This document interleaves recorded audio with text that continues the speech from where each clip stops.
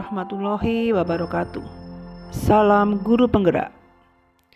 Perkenalkan, saya Endang Triwahyuni, Magister Pendidikan dari SMA Negeri Karangpandan, calon Guru Penggerak Angkatan 7 Kabupaten Karanganyar. Pada kesempatan kali ini, saya akan memaparkan hasil aksi nyata saya Modul 1.4 Budaya Positif. Beliau berdua adalah fasilitator dan pengajar praktik saya, yaitu Bapak Anung Margono, Magister Pendidikan, dan Bapak Santoso, Magister Pendidikan. Berikut ini adalah rancangan aksi nyata saya. Yang pertama, latar belakang. Sebagian murid tidak suka peraturan karena selama ini jika mereka melakukan pelanggaran maka akan mendapatkan hukuman dan cenderung mempermalukan dirinya. Selanjutnya yang kedua, tujuan aksi nyata saya. 1. Menciptakan murid yang merdeka dan disiplin diri yang kuat. Yang kedua, menumbuhkan budaya positif di sekolah dengan meyakini nilai-nilai kebijakan universal. Adapun yang menjadi tolak ukur aksi nyata saya adalah 1. Terbentuknya keyakinan kelas melalui kegiatan kesepakatan kelas yang dilakukan oleh wali kelas. Yang kedua, siswa mampu menerapkan dan menjalankan keyakinan kelas yang sudah dibuat. Langkah-langkah tindakan aksi nyata saya sebagai berikut. Yang pertama, menghadap kepala sekolah untuk menjelaskan pentingnya penanaman budaya positif dan keyakinan kelas di sekolah, serta meminta izin untuk mengimbaskan kepada rekan guru. Yang kedua, mengumpulkan rekan guru untuk melakukan pengimbasan tentang budaya positif, keyakinan kelas, dan segitiga restitusi. Yang ketiga, berkoordinasi dengan wali kelas untuk membuat keyakinan kelas. Yang keempat, memantau, merefleksi, dan mengevaluasi keyakinan kelas yang sudah dibuat. Adapun dukungan yang dibutuhkan dalam aksi nyata, yang pertama adalah dukungan kepala sekolah, rekan guru, serta murid agar tindakan yang disusun dapat dilaksanakan secara lancar dan menyeluruh.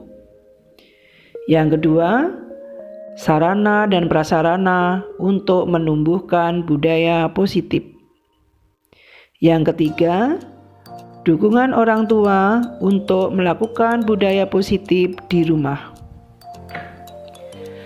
Berikut ini merupakan kegiatan pengimbasan di sekolah mengenai pemahaman dan pengalaman budaya positif.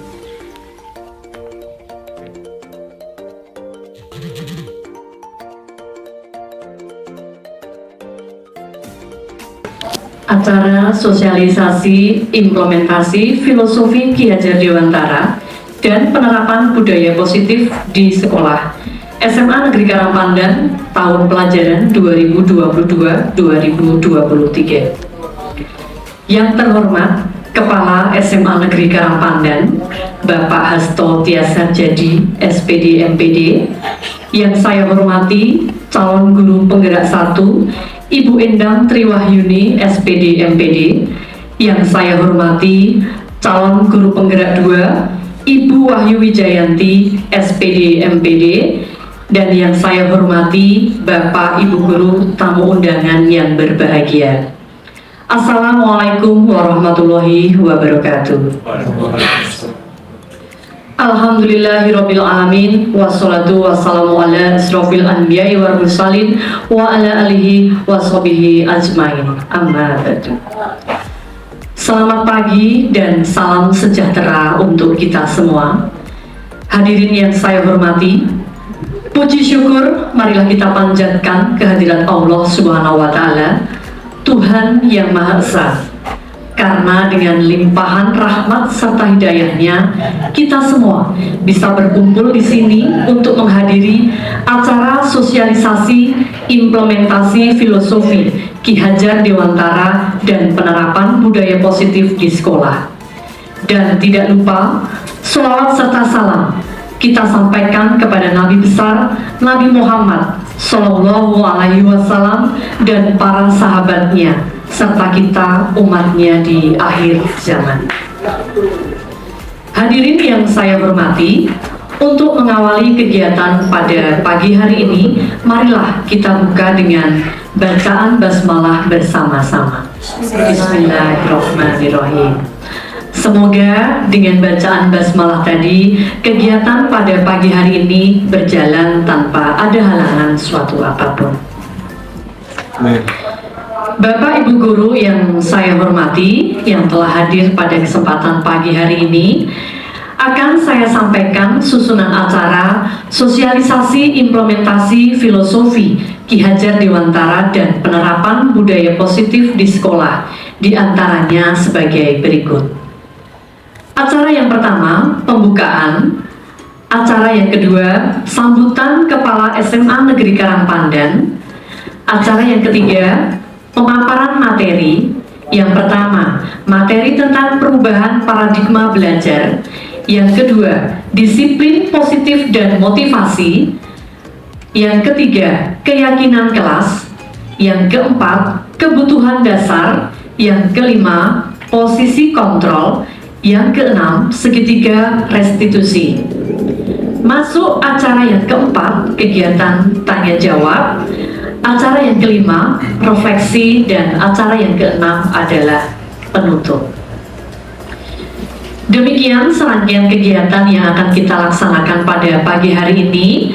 Namun untuk mengefisiensikan waktu, maka masuk acara yang kedua, yaitu sambutan Kepala SMA Negeri Karangpandan kepada Bapak Hasto Tias Hadjadi, dipersilakan. Terima kasih. Assalamualaikum warahmatullahi wabarakatuh.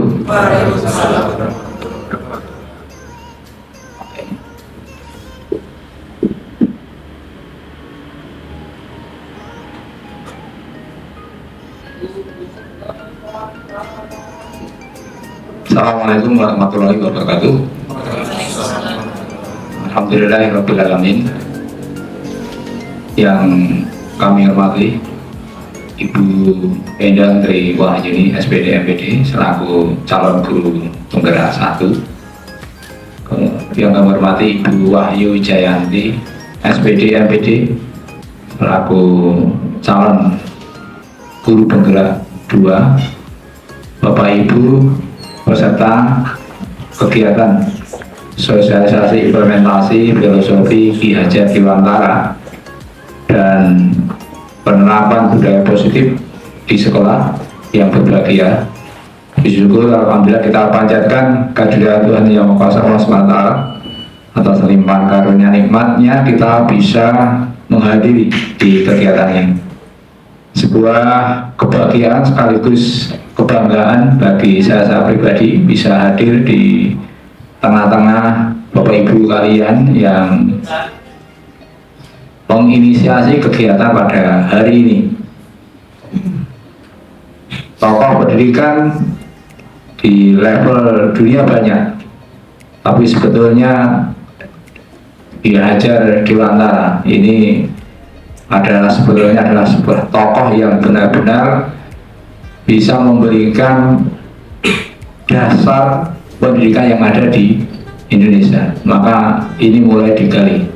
Harapan saya dengan kegiatan hari ini, selain bisa meningkatkan kompetensi serta profesional Bapak Ibu guru serta terutama Bapak Ibu calon guru penggerak, kami harapkan punya kontribusi yang positif bagi SMA Negeri Karangpandan. Kegiatan hari ini bisa menjadi sebuah aksi nyata yang nanti bisa diupload ya, atau bisa dilaporkan dalam kegiatan PMM. Karena sejauh yang saya amati sampai saat ini, Bapak Ibu, untuk rekod PMM di SMA Negeri Karangpandan, khususnya yang mengupload aksi nyata, belum ada. Jadi sampai sekarang belum ada. Sudah ada tapi masih nunggu mungkin verifikasi.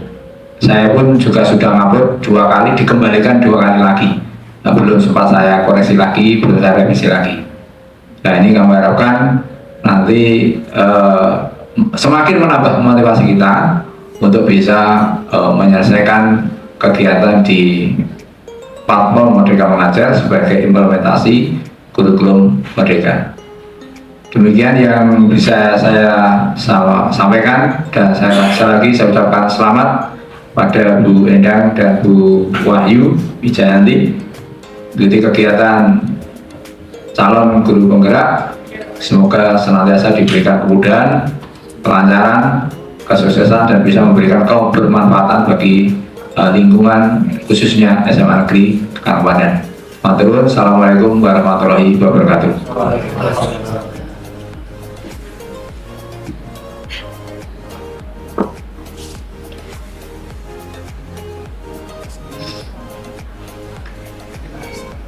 Demikian tadi sambutan Kepala SMA Negeri Karangpandan. Masuk acara yang ketiga, pemaparan materi. Ada 3 materi yang nanti akan disampaikan oleh Ibu Endang. Untuk materi pertama tentang perubahan paradigma belajar. Untuk materi yang kedua, disiplin positif dan motivasi. Dan materi yang ketiga, keyakinan kelas. Kepada Ibu Endang, saya persilakan untuk menyampaikan materi. Izin Bapak Ibu, mohon izin Pak Hasto. Pada kesempatan ini kami akan menyampaikan sosialisasi implementasi filosofi Ki Hajar Dewantara dan penerapan budaya positif di sekolah. Ini bentuk aksi nyata dari kami calon guru penggerak, saya sendiri dan mungkin Bu Wahyu Wijayanti. Saya mohon dukungan dari Bapak Ibu semuanya untuk bisa menyampaikan materi yang sudah kami dapatkan. Di sini kita sharing Bapak Ibu guru, jadi bukan saya yang di sini yang bisa, tapi karena kita sharing, karena yang kita dapatkan juga baru sedikit ya, jadi sharing tentang kegiatan yang sudah saya jalankan. Pada kesempatan kali ini,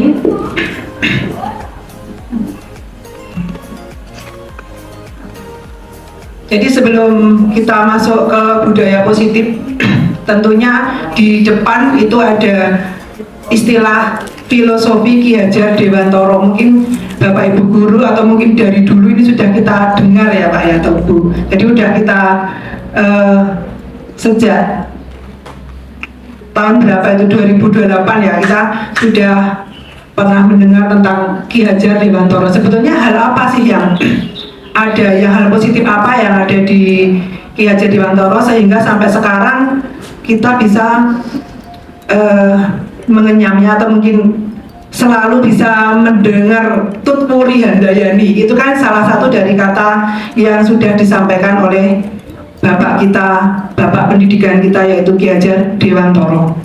Jadi hal positif pemikiran tentang Ki Hajar itu yang pertama adalah tuntunan agar anak menjadi bijaksana. Jadi tuntunan kita itu sebagai pendidik itu hanya menuntun, ya, hanya menuntun. Jadi sebagai pendidik hanya menuntun. Karena apa? Karena pada dasarnya anak itu sudah punya kodrat alam dan kodrat zaman. Jadi dia sudah punya bakat dari lahir. Kita sebagai pendidik hanya menuntun, mengarahkan supaya dia menjadi lebih baik. Karena bayi yang lahir itu bukan kertas putih yang bisa kita colek-colek, tetapi dia masih sudah ada garis-garis tetapi samar-samar.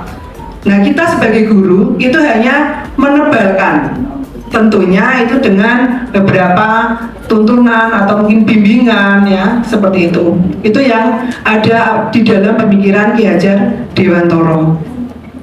Kemudian kita hanya menghamba pada anak. Maksudnya gimana? Maksudnya apa yang anak punya anak itu kita ikuti. Jadi kita menghamba. Jadi bukan kita doktrin kamu harus gini, tetapi anak itu punya apa kita lihat. Ternyata anak ini punya potensi, punya talenta seperti ini. Nah, kita baru mengarahkan, mendampingi, membimbing supaya tidak keluar dari realnya. Nah, ini mungkin konsep trilogi yang sering kita dengar, yaitu ing ngarsa sung tulodo, ing madya mangun karsa, dan tutpuri handayani. Ing madya mangun karsa berarti kita di depan sebagai teladan, di tengah kita memotivasi, kemudian di belakang kita mendorongnya, ya seperti itu. Kemudian jadi selanjutnya apa sih yang dimiliki oleh guru penggerak? Sebagai guru penggerak kita mempunyai nilai 5. Yang pertama, kita harus mandiri. Jadi di dalam mandiri ini ya kita punya inisiatif sendiri, ya mandiri. Jadi mampu memunculkan motivasi dalam dirinya sendiri. Jadi motivasi menjadi guru penggerak itu bukan dorongan, bukan dari Pak Kepala Sekolah. Gue jadi guru penggerak, bukan. Tetapi motivasi itu harus dari dalam diri kita sendiri. Oh, saya pengen.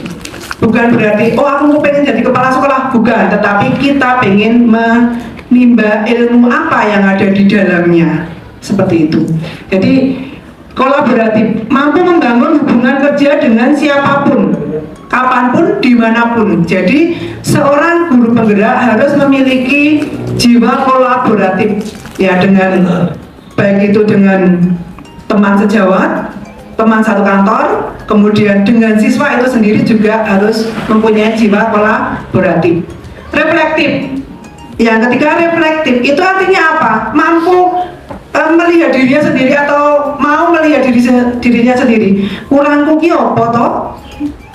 Ngilo istilahnya, bercermin, ya. Selalu bercermin dengan kekurangannya sendiri untuk lebih memajukan, untuk lebih semangat, ya, untuk memperbaiki kekurangan-kekurangan yang ada pada diri kita sendiri dengan cara refleksi. Kemudian inovatif, tentunya memunculkan ide-ide baru, baik itu program ataupun mungkin pembelajaran dan seterusnya. Yang jelas ada ide-ide baru untuk memajukan pembelajaran yang ada di Indonesia. Yang terakhir yaitu berpihak pada murid, memberikan pembelajaran yang mengutamakan kepentingan perkembangan murid. Jadi murid itu mempunyai perkembangan, ya. Jadi mulai dari kalau yang dari SD, SMP, SMA, tentunya dia juga mempunyai perkembangan yang berbeda-beda. Bagaimana menghadapi siswa SD, bagaimana menghadapi siswa SMP, bagaimana menghadapi siswa SMA, tentunya memiliki perkembangan yang berbeda-beda. Jadi ini harus kita pahami. Selanjutnya, sampailah pada kita materi utamanya, yaitu budaya positif. Budaya positif yang pertama ada 6 yang harus kita anut, yaitu perubahan paradigma belajar, disiplin positif dan motivasi, keyakinan kelas, kebutuhan dasar, posisi kontrol, dan segitiga restitusi. Nah, nanti yang ketiga 1, 2, 3 nanti insya Allah saya yang akan menyampaikan. Kemudian yang 3 nanti yang menyampaikan Bu Wahyu Wijayanti. Yang pertama, perubahan paradigma. Apa sih yang dimaksud dengan perubahan paradigma ini? Jadi kita harus merubah paradigma kita, ya, merubah paradigma untuk membangun budaya yang positif. Jadi sekolah perlu menyediakan lingkungan yang positif, menyediakan lingkungan yang aman, nyaman, agar murid-murid mampu berpikir, bertindak, dan mencipta dengan merdeka, mandiri, dan bertanggung jawab.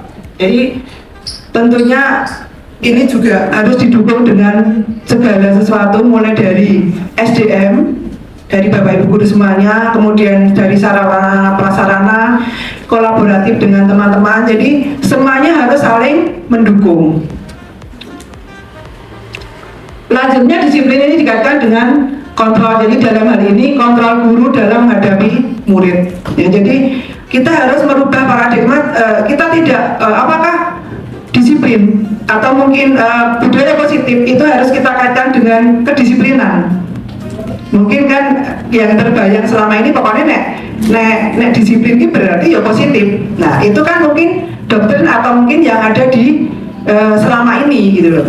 Ya, selama ini nek percaya tertib berarti positif. Nah seperti itu. Tetapi marilah kita ubah ini semuanya, bahwa ini bisa kita bangun bersama. Ya, kita bangun bersama dari anak dengan kita.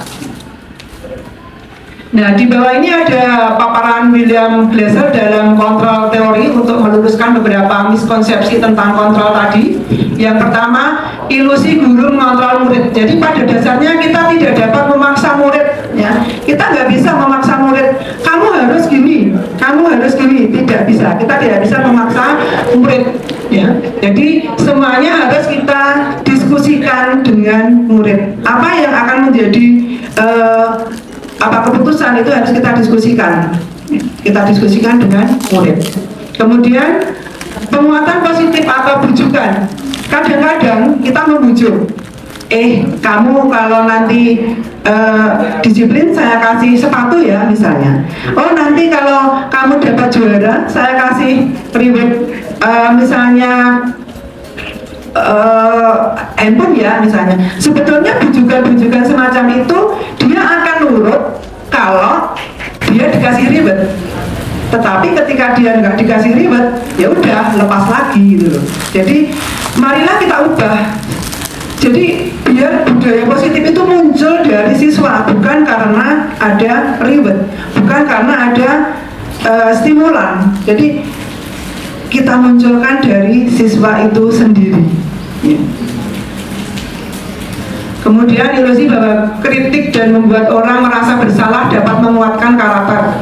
Jadi kadang-kadang ada ya menggunakan kritik dan rasa bersalah untuk mengontrol murid menuju pada identitas gagal. Ini dapat menguatkan karakter. Ini mungkin bisa kita ubah lagi ya. Jadi sulit kadang-kadang. Mungkin sebagai guru BP itu sudah makanan tiap hari ya Bu ya. Bu Puri, makanan tiap hari. Sekarang kita adalah yaitu termasuk salah satu segitiga restitusi yang dengan pakai kemarin itu sebetulnya Bu, tapi mungkin belum disadari. Jadi apa yang dengan ungkapkan atau mungkin pancing-pancing kepada peserta didik kita yang selama ini mengalami tindakan yang melenceng, itu sebetulnya salah satu segitiga restitusi yang sudah dilakukan oleh Bu Puri ya. Saya selalu mendampingi, alhamdulillah, mudah-mudahan ini nanti menjadi baik ya. Kemudian ilusi bahwa orang dewasa memiliki hak untuk memaksa. Nah ini kadang-kadang wong tua ki makso. Nah ini yang tidak boleh jadi janganlah memaksa, karena setiap anak itu punya keunikan, setiap anak itu punya talenta tersendiri. Kita jangan memaksa harus seperti itu ya. Jadi pada saat itu pula nanti orang dewasa akan menyadari bahwa perilaku memaksa itu tidak akan efektif dalam jangka waktu yang panjang ya. Jadi jangan selalu memaksa untuk harus seperti itu. Selanjutnya, konsep disiplin positif dan motivasi.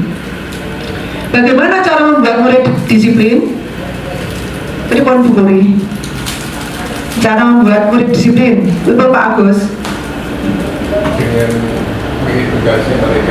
mengedukasi mereka. Okay. Ya, dengan mengedukasi mereka. Ya. Jadi, apakah guru bisa mendisiplinkan murid? Ataukah mungkin kepala sekolah, orang tua murid, atau murid itu sendiri? Siapa yang berperan di sini? Semuanya, ya, semuanya berperan.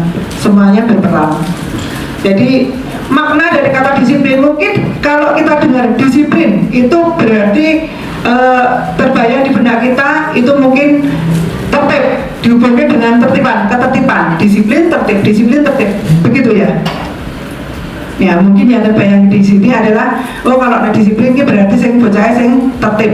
Ya, jadi ketika mendengar kata disiplin, yang terbayang adalah tentang ketertiban. Nah, jadi dalam budaya kita makna disiplin ini dimaknai menjadi sesuatu yang dilakukan seseorang pada orang lain untuk mendapatkan kepatuhan. kita cenderung menghubungkan kata disiplin dengan ketidaknyamanan. Ya. Bapak pendidikan kita, Ki Hajar Dewantoro, menyatakan bahwa di mana ada kemerdekaan, disitulah harus ada disiplin yang kuat. Sungguh pun disiplin itu bersifat self-disiplin, yaitu kita sendiri yang mewajibkan kita dengan sekeras-kerasnya. Tetapi itu sama saja, sebab jikalau kita tidak cakap melakukan self-disiplin, wajiblah penguasa lain mendisiplinkan diri kita. Dan peraturan demikian itulah harus ada di dalam suasana yang merdeka.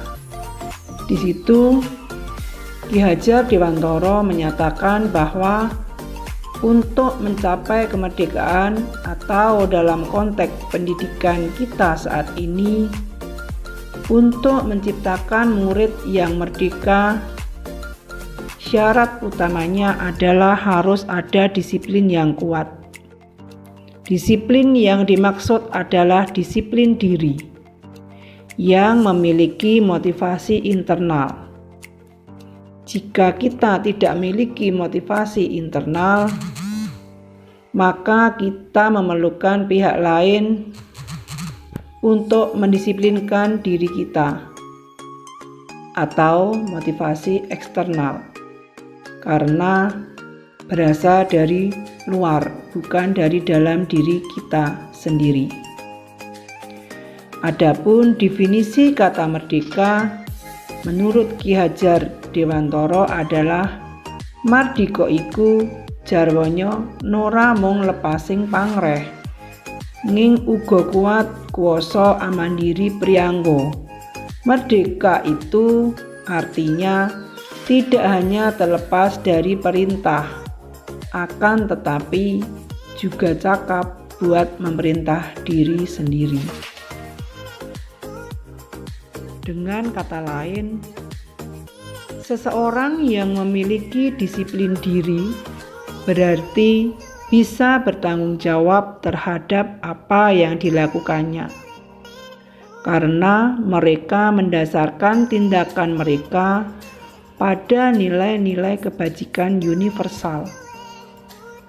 Dalam hal ini, Ki Hajar Dewantoro menyatakan, pertanggungjawaban selalu menjadi sisihannya hak atau kewajiban dari seseorang yang pegang kekuasaan atau pimpinan dalam umumnya. Adapun artinya tidak lain ialah orang tadi harus mempertanggungjawabkannya serta tertibnya laku diri dari segala hak dan kewajibannya. Sebagai pendidik, tujuan kita adalah menciptakan anak-anak yang memiliki disiplin diri, sehingga mereka bisa berperilaku dengan mengacu pada nilai-nilai kebajikan universal dan memiliki motivasi intrinsik, bukan ekstrinsik. Keyakinan kelas ya. Jadi kalau kita sudah, maaf ya ini saya percepat karena waktu ya. Jadi untuk tadi saya kira sudah jelas. Jadi yang jelas kita jangan memaksa kepada peserta didik, jangan memaksa siswa, tetapi kita harus bersama-sama membuat sebuah kesepakatan atau yang kita kenal dengan keyakinan kelas. Jadi mengapa keyakinan kelas ini perlu? Mengapa keyakinan atau peraturan ini perlu? Mengapa keyakinan kelas? Mengapa tidak peraturan kelas saja? Pertanyaan berikut adalah, mengapa kita memiliki peraturan tentang penggunaan helm pada saat mengendarai kendaraan roda 2 atau motor? Kemungkinan jawaban Anda adalah untuk keselamatan. Pertanyaan selanjutnya adalah, Mengapa kita memiliki peraturan tentang penggunaan masker dan mencuci tangan setiap saat? Mungkin jawaban Anda adalah untuk kesehatan dan untuk keselamatan.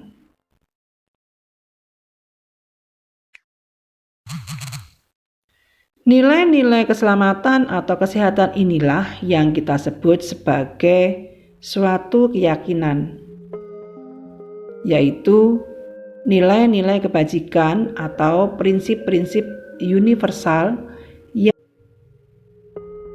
bersama secara universal, lepas dari latar belakang suku, negara, bahasa, maupun agama.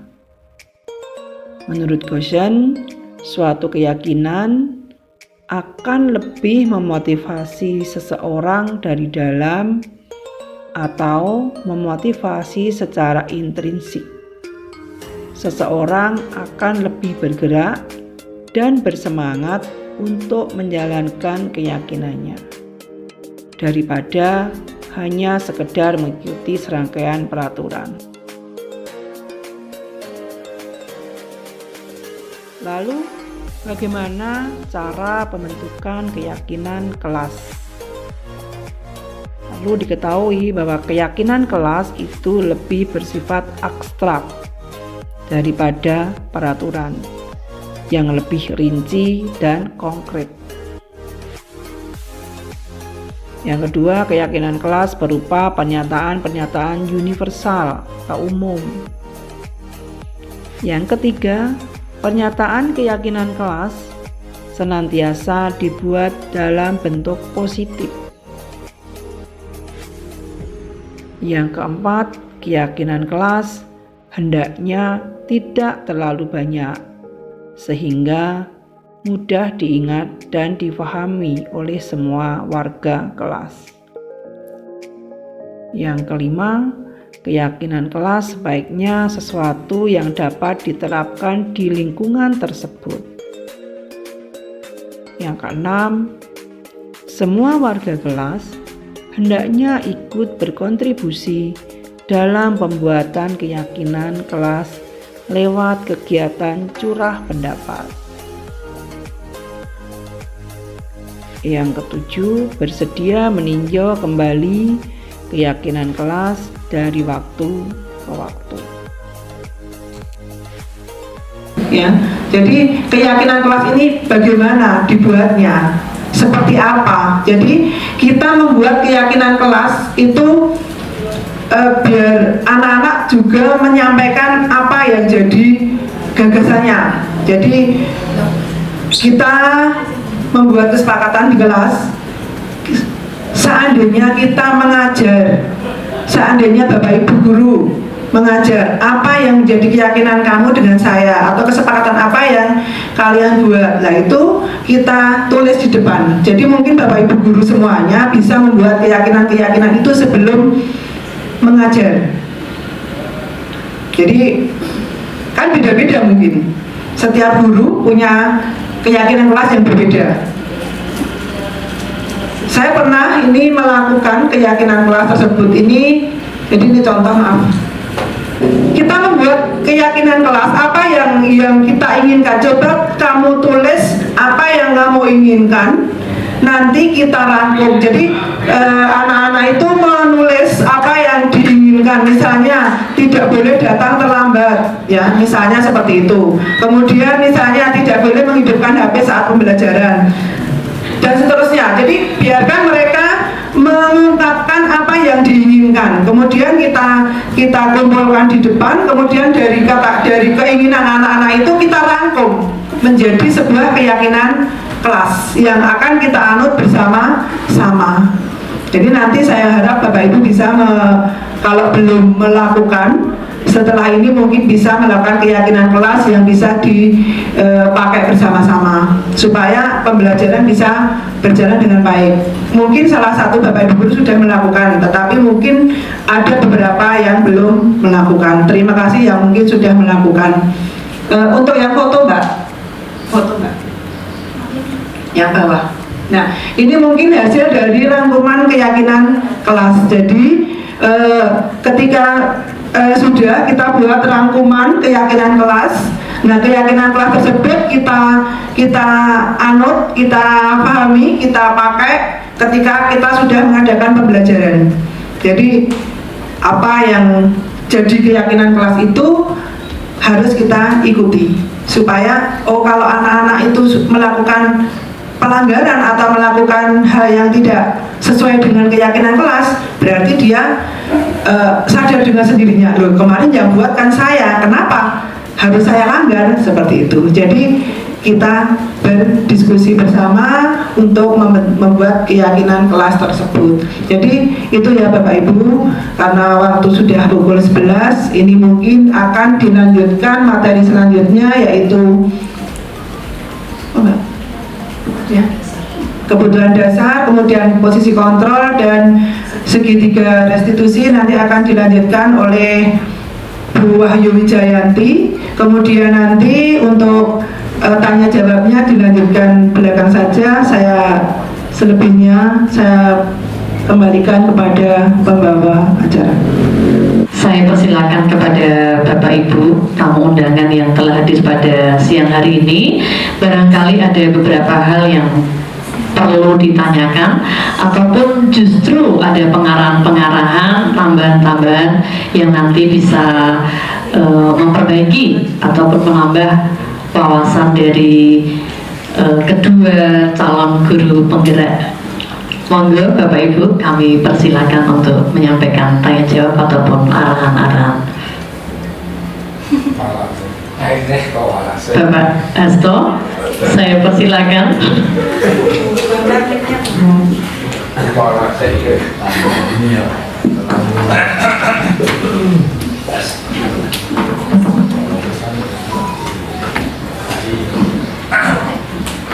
Terima kasih waktunya, menarik sekali penyampaian dari Bu Endang dan Bu Wahyu ini pada siang hari ini. Tentu saja saya sebagai guru ya merasakan banyak sekali kekurangan ya setelah saya mengikuti apa yang dipaparkan tadi. Saya pernah di SMA Muhammadiyah 5 itu, saya nggak tahu posisi saya itu seperti apa, saya nggak tahu. Saya tadi Siomerung. Kalau ada saya saat masuk itu ada salah anak itu datanya itu jam 9. Jadi jam 9 rata-rata jam saya mati mulai jam 9. Jam soma jam berapa itu. Kemudian saya mencoba berada di pintu gerbang. Saya datang lebih awal, setengah 7 saya sudah berada di sekolah. Terus di Mall 5 itu ada pintu gerbangnya, jam 7 saya tutup, saya di situ. Nah, saya tunggu, ternyata anak itu jalan juga jam 9. Pada saat itu saya hanya diam saja, saya tidak berkata apa-apa, juga tidak membukakan pintunya. Dan anak itu dengan serta-merta ya datang mengangguk ke saya juga mengangguk, buka pintunya sendiri, terus tutup sendiri, akhirnya masuk. Nah, itu berjalan 3 hari ya itu. Ternyata beberapa hari kemudian, anak itu nonton saya, jadi malah justru anak yang datang saya dan kita bisa ngomong di situ. Jadi memang ada kendalanya, orang tuanya itu cacat kakinya, kemudian setiap pagi harus itu kan benar itu di Mall 5 itu yang jatuh ada keramik genteng dan batu bata ya. Ternyata dia harus menyelesaikan itu dulu, sehingga harus selesai. Nah, maka dari sini ternyata memang betul kita kadang-kadang tidak harus tidak harus bersikap kontradiktif atau terlalu mungkin menjustice dan segala macam, sehingga dari situ oke lah saya bisa memahami. Dan tapi bagaimanapun masuk ya tetap jam 7 dan ternyata bisa di manage itu ternyata ada keluarga yang lain dan ternyata bisa diajak kerjasama. Alhamdulillah ya bisa masuk ya. Saya saat itu sebetulnya maksud saya seperti Pak Eko, saya tadi betul Pak Eko, saya itu pengennya membuat orang itu bersalah gitu. Tapi dalam arti bersalahnya tidak seketika saya buat traumatik. Beda ya, kalau misalkan kita dengan kata-kata yang mungkin menyakitkan itu mungkin bisa maksudnya membuat anak itu berbuat salah, tapi membawa beban ya dari itu trauma.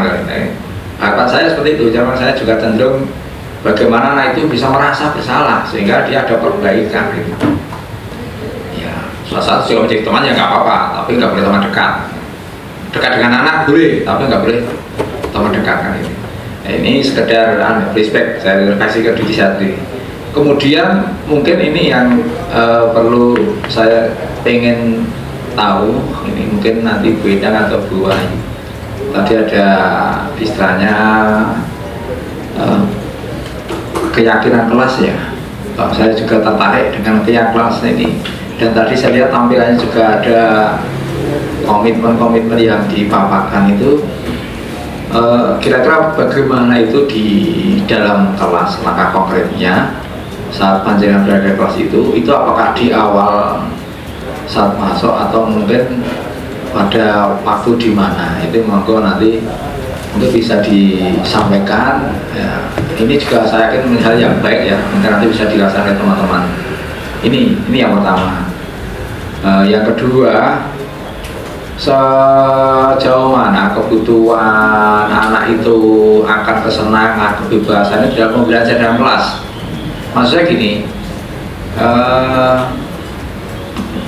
bentuk satu kita ngajar itu anak itu sing bebas kayak ngopo gitu, terus kemudian sing senang seperti apa. Nah ini mungkin nanti bisa ada gambarannya. Itu mungkin dari saya ada dua. Terus yang satu lagi agak juga yang kaitannya dengan saya teringat itu betul sampai saya agak hampir meneteskan air mata saya tadi. Keinginan anak saya itu yang bapaknya cacat, kemudian pagi harus menyelesaikan pekerjaan membuat genteng dan bata itu dari saya. Assalamualaikum warahmatullahi wabarakatuh.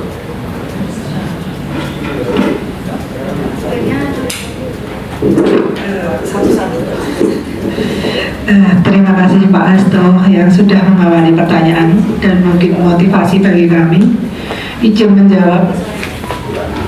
Izin menjawab Bapak, mungkin dari satu saja dulu Pak, yang keyakinan kelas, nanti yang fun tadi biar dijawab Bu Wahyu.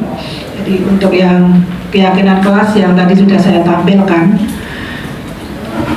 itu kami buat di awal semester karena kami mendapatkan CQ, mendapatkan pendidikan ini di bulan Oktober yaitu November yaitu, jadi kami kalau di tengah mungkin belum bisa, jadi kami waktu itu di awal semester 2 kami mencoba menerapkan apa yang kami dapatkan, ilmu yang kami dapatkan untuk kami terapkan di kelas kami. Jadi yang pertama tentunya langkah konkret kami, jadi kami berbicara dengan anak-anak, istilahnya marilah anak-anak kita buat kesepakatan kelas. Jadi buat keyakinan kelas, kalian harus menuliskan hal-hal yang universal, yang umum, hal-hal yang positif untuk keberlangsungan pembelajaran kita. Dan ini bukan hanya untuk kalian, tetapi juga untuk Bu Endang. Jadi istilahnya bukan hanya untuk kebutuhan untuk anak-anak saja, tetapi kesepakatan dan keyakinan ini bisa kita yakini bersama ketika pembelajaran saya, karena memang saya pengen menerapkan di pembelajaran saya dulu utamanya, jadi saya di pas pembelajaran saya. Jadi kami membuat itu, kemudian anak-anak saya kasih sticky note itu, kemudian saya suruh mengungkapkan apa yang kalian inginkan. Jadi yang kalian inginkan, yang kita inginkan saat Bu Endang pembelajaran, apa yang kalian inginkan, yang jelas tidak yang negatif. Yang kalian tulis adalah yang positif dan universal. Kemudian saya suruh nempel di depan papan itu, karena memang dari 36 itu ada beberapa yang hampir sama.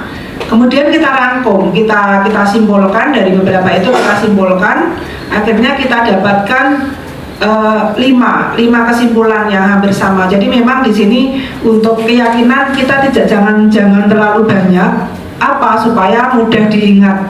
Jadi mudah diingat oleh anak-anak itu sendiri dan juga oleh Bapak Ibu guru. Jadi apa yang kita kesepakati nanti kalau ada yang mungkin melenceng dari kesepakatan itu atau keyakinan kelas itu, ya dia bisa memahami dengan sendirinya. Begitu Bapak yang bisa saya sampaikan, itu mungkin yang sudah saya lakukan untuk membuat keyakinan kelas di kelas kami. Terima kasih. Selanjutnya Bu Wahyu yang akan menjawab. Saya akan mencoba, karena kita juga proses belajar. Bapak Ibu guru di sini pasti juga lebih tahu apa yang disampaikan oleh Bapak Hasto tadi. Memang dari kehidupan yang real seperti itu, seperti yang disampaikan tadi, terlambat pasti datangnya itu jam 9 karena memang ada kebutuhan lain yang perlu dicukupkan, karena kebutuhan membantu orang tua, karena itu berkaitan juga dengan nafkah. Nah, itu akan sulit sekali bagi kita semua untuk memberikan istilahnya kesimpulan. Kita juga butuh komunitas praktisi. Kalau di sini mungkin karena Pak Hasto sebagai kepala sekolah mungkin langsung bisa memberikan solusi bagaimana. Tetapi ketika nanti yang menjumpai murid seperti itu baik itu guru kelas maupun guru PP, kita juga harus memberikan suatu komunikasi. Kemudian kita sampaikan kepada pihak sekolah bagaimana nanti diberikan solusi yang baik untuk anak tersebut. Yang disampaikan Pak Hasto tadi terkait dengan keyakinan kelas, kemudian ada kesenangan, ada kesepakatan, itu maksudnya yang bagaimana? Gitu Pak. Jadi memang di dalam PGP ini kita memang dibiasakan. Jadi setiap kita pada saat pembelajaran, baik itu secara online, secara virtual, kemudian pada saat lokakarya pun kita ada yang dinamakan dengan kesepakatan. Jadi posisi teratas itu adalah kesepakatan dulu. Kita membuat suatu kesepakatan di antara anggota dalam komunitas tersebut. Misalnya kita sebagai Bapak Ibu guru ya di kelasnya masing-masing, sebagai wali di kelasnya masing-masing, sehingga kesepakatan itu nanti akan berbeda dengan yang dibuat oleh Bapak Ibu guru yang lain. Boleh berbeda, tetapi pada prinsipnya intinya adalah tujuannya sama, untuk mendapatkan siswa yang lebih baik, biar pembelajaran juga bisa terlaksanakan dengan lancar. Itu kesepakatan itu diambil pada saat awal Jadi di awal semester kita masuk memperkenalkan diri sebagai guru baru, guru yang mengampu mata pelajaran tersebut. Kemudian kita memperkenalkan diri sebagai wali. Nah, di situ kita ada forum komunikasi dialog dengan siswa kita. Yang saya gambarkan di sini adalah di kelas. Kita membuat suatu kesepakatan. Kesepakatan itu dari kedua belah pihak, baik itu guru maupun siswa. Nah, kesepakatan apa yang mau diambil? Misalnya datang pada saat jam pembelajaran dikasih toleransi 5 menit atau 10 menit. Baru itu konsekuensinya tidak boleh mengikuti kalau tidak di kelas, tidak boleh mengikuti, bahkan mungkin belajar sendiri di perpustakaan. Itu adalah kesepakatan. Kemudian kita memberikan suatu keyakinan bahwa kesepakatan yang sudah kita buat tadi itu kita berikan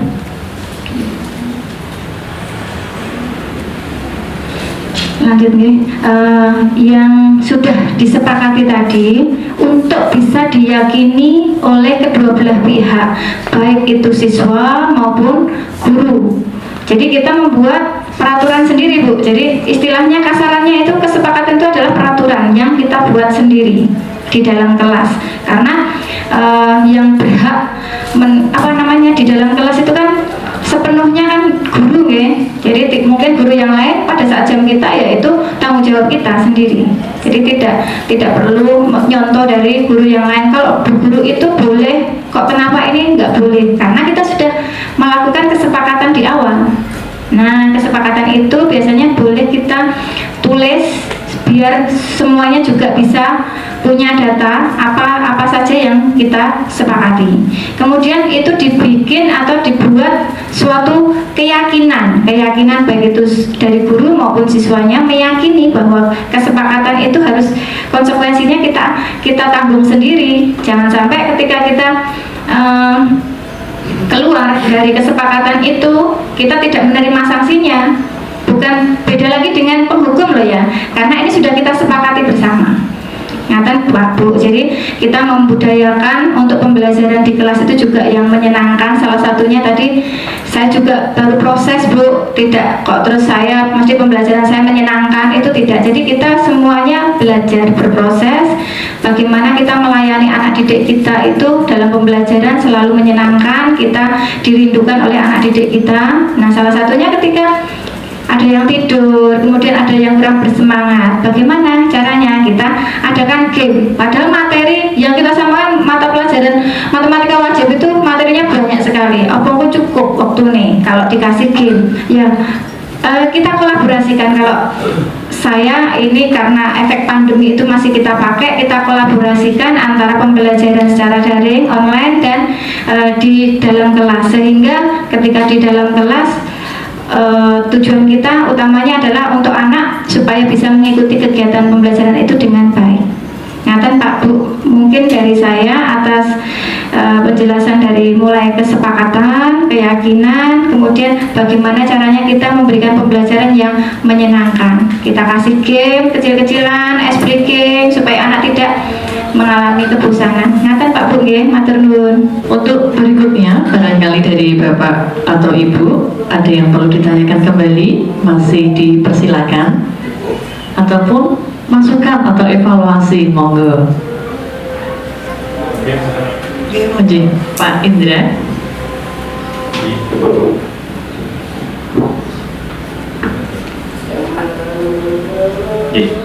Terima kasih atas waktunya. Assalamualaikum warahmatullahi wabarakatuh.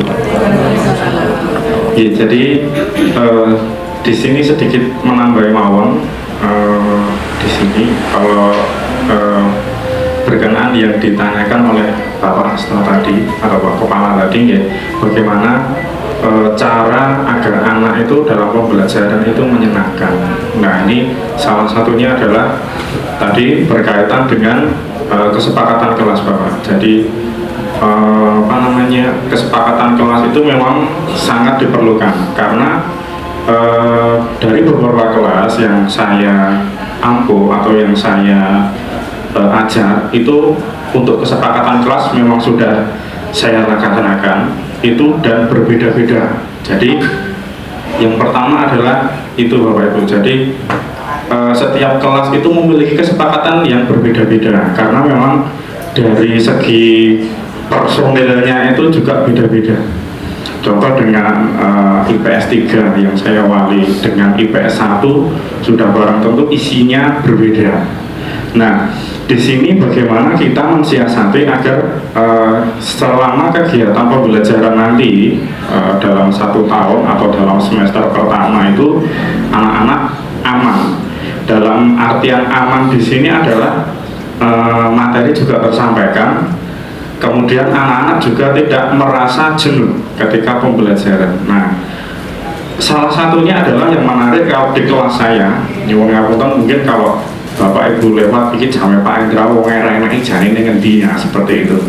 Karena memang kesepakatan kelas yang pertama itu kita di awal semester dulu sudah saya terapkan Bapak, dari di semester 1 itu sudah saya mulai, walaupun juga baru di sini ya, tapi sudah saya coba terapkan. Itu memang berbeda-beda dari tiap kelas. Yang mendasar itu adalah kita belajar di sekolah, di SMA Karangpandan itu tidak harus di dalam kelas Bapak.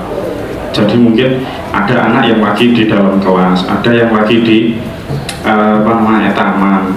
Saya sendiri mungkin tidak selama 2 jam full ada di dalam kelas. Nah, itu memang sudah masuk ke dalam kesepakatan kita. Kemudian tidak semua kelas seperti itu memang. Kemudian ada juga kelas yang menginginkan Pak tidak ada catatan. Oke, nggak masalah. Karena tidak ada catatan manual, berarti kita harus alihkan ke model digital. Makanya di situ kita bisa memanfaatkan mungkin buku catatan digital, atau mungkin kita materi bagaimana anak itu agar HP-nya itu tidak melulu digunakan untuk WA ataupun nge-game. Akhirnya bisa kita masukkan untuk buku modul. Nah, itu kita cari yang model PDF, Pak. Kalau kita share dalam model PDF, udah di-download selesai, nggak mungkin dibaca. Nah, akhirnya kita siasati dari model PDF, kita coba masukkan ke dalam yang namanya Flip HTML. Nah, Flip HTML ini adalah mengubah PDF menjadi sebuah buku, Bapak. Jadi seperti buku yang ada dari kementerian itu, buku diktat itu kan yang di perpus ada, kemudian yang versi digital PDF juga ada. Nah, yang versi PDF itu kita masukkan ke Flip HTML atau semacamnya. Nah, jadi anak nanti secara otomatis misalkan ada kuis, nah, seperti itu nanti tinggal saya masukkan clue-nya. Materi saya ambilkan dari buku ini, linknya saya kasih. Secara otomatis anak akan membuka HP dan HP-nya akan full tampilannya buku digital. Jadi kemarin saya coba untuk TTS online, nah seperti itu. Jadi HP-nya anak juga digunakan untuk mengisi TTS online, juga digunakan untuk membuka materi. Jadi memang tidak ada celah sedikit pun anak untuk nge-game lagi dalam pembelajaran seperti itu. Kemudian kemarin yang semester ini juga sama, kesepakatan kelas itu bisa dirubah, bahwa jadi tidak harus dalam 1 tahun sama, itu mungkin nanti dalam semester berikutnya bisa diubah, seperti itu. Nah, yang terjadi kemarin ada di IPS 1 itu menginginkan, Pak, nek sekolah orang yang nyatet bukunya kosong, kayaknya kok seperti gimana gitu. Akhirnya kesepakatan kita ubah lagi. Oke, untuk kelas kamu ada catatannya, hanya saja nanti kita modelnya tetap semi digital seperti itu. Kemudian untuk tugas juga tidak harus kita melulu dikasih kopian atau suruh nulis, enggak. Seperti kemarin tugas materi yang sudah dicatat, khususnya untuk yang IPS 1, silakan untuk ngecek, Pak. Jadi untuk ngecek anak itu mencatat beneran apa enggak, silakan catatan tadi dibuat vlog video, kemudian kita kasih tautan link untuk mengupload link video tersebut. Jadi istilahnya anak itu merefleksikan hasil catatannya sendiri, kemudian videonya dikirim ke gurunya dan kita nilai dari situ. Nah, dari situ akan kelihatan mana anak yang mencatat atau yang tidak, kira-kira seperti itu. Jadi banyak cara kalau untuk menyenangkan untuk pembelajaran di kelas. Salah satunya seperti itu. Jadi memang tidak harus di dalam kelas, Bapak. Walaupun mungkin saya bantu Bu Titik di dalam ekonomi, tapi mungkin Bu Titik juga sendiri, Pak, lah gue ngajar kok nggak di dalam kelas. Iya, maunya anak seperti ini, Bu. Saya seperti itu. Kemarin yang dicoba sama Bu siapa?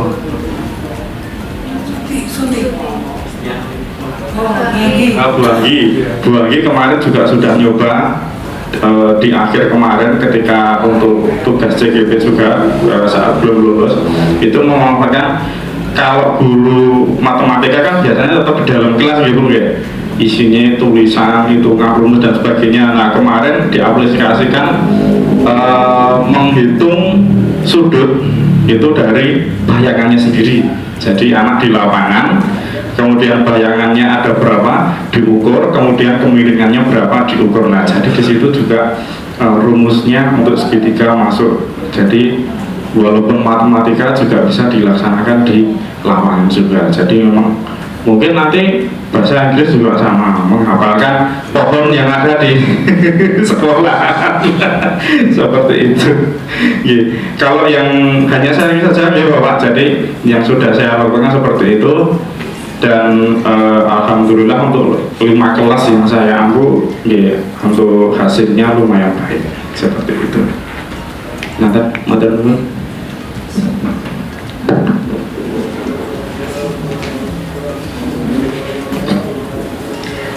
kasih Bapak Ibda yang sudah menyampaikan banyak hal terkait dengan sharing kegiatan pembelajaran, bahwa pembelajaran ternyata tidak hanya bisa dilakukan di kelas, namun juga bisa dilakukan di luar kelas. Untuk selanjutnya masih dipersilakan untuk Bapak Ibu barangkali akan menyampaikan pertanyaan atau memberikan tambahan informasi atau bahkan mau mengevaluasi, boleh, masih dipersilakan, monggo. Pak Pran barangkali sudah, Bu Danggera, oh tidak, hanya senyum-senyum saja.